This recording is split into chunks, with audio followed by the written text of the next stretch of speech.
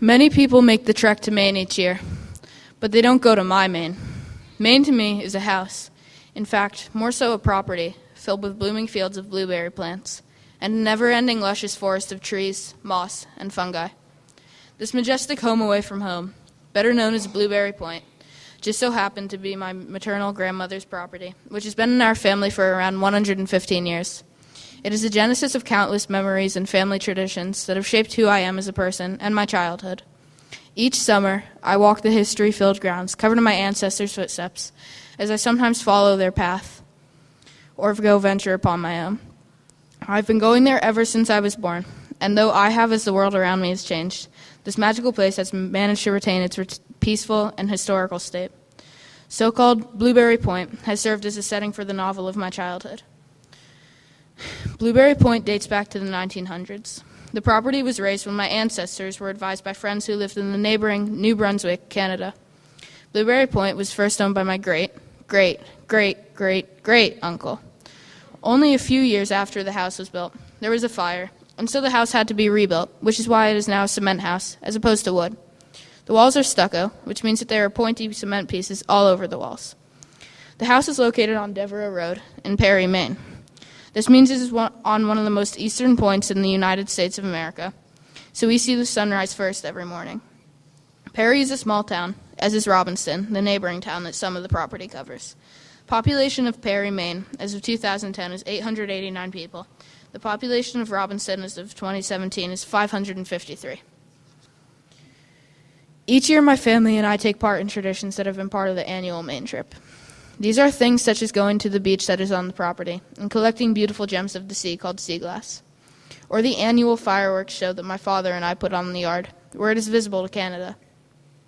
Tie-dyeing shirts, picking blueberries, walks the further along the shore where one can find sand dollars, and one of Maine's great landmarks, called Pulpit Rock. This is an oddly shaped rock where birds called ospreys nest each year, and it dates back to 1837. It was also apparently a place where young Native American children would climb. To this day, when I travel there, I can always see the rope that was used to climb, which is still somewhat intact. Other activities such as golfing across the border, or even right in another neighboring town, playing tennis bright and early in the morning, or the occasional game of mahjong, which is similar to a card game, but uses different playing utensils and is much more complicated. The list goes on, and each activity is more exciting than the last. In the 13 years that I've gone to Blueberry Point, whether it be by myself or with family, the place stays the same, no matter what. As I grow older, and as much as myself and the world around me changes, Blueberry Point remains constant. As a baby and a toddler, I could barely walk and had to be carried around at all times, partially due to the uneven rocks and the slippery seaweed. Only a few years later, I would be kayaking through the Atlantic Ocean with my family and the distant house in view. However, contradictory to one might think, these aren't exactly swimming waters, with the temperature in the mid-30s in Fahrenheit. As I grew stronger, I actually started to paddle instead of letting my mom and dad do all the work. And then, only a few summers later when I was 10, I would be on the first flight I had ever taken without my family to Maine for a visit by myself. Still quite young, I wasn't the most responsible and spent most of the time I was up there in the company of others, such as my cousin Trevor, Aunt Lucy, Uncle Rob, or grandmother. I began working at their restaurant where I would prepare dishes, chop vegetables, or just clean the place. And a week later, my family arrived. I had never been to sleepaway camp before, so that was the longest I had ever been away from home. Luckily, I'm not one to get homesick. And then came 4th of July, where I decided I would help my father this year instead of watching him light the fireworks. I would ignite the lighter, then dash away like a maniac, even though I was in no danger. 2 years later, when I was 12, going to Maine by myself was quite different, because I was more independent. I would walk to the golf course from my aunt and uncle's restaurant and play around by myself.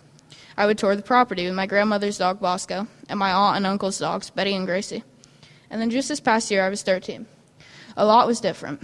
I would wake up and go work at the restaurant, come back to Eastport, a nearby town, go to the beach, and so many other things, but mostly alone. And even though my role has changed at Blueberry Point, I'm still Luca Scarpati at heart, and some things may change, but I know the magical place on Devereux Road will never alter. Thank you for listening, and I would like to thank my grandmother for all she has given me.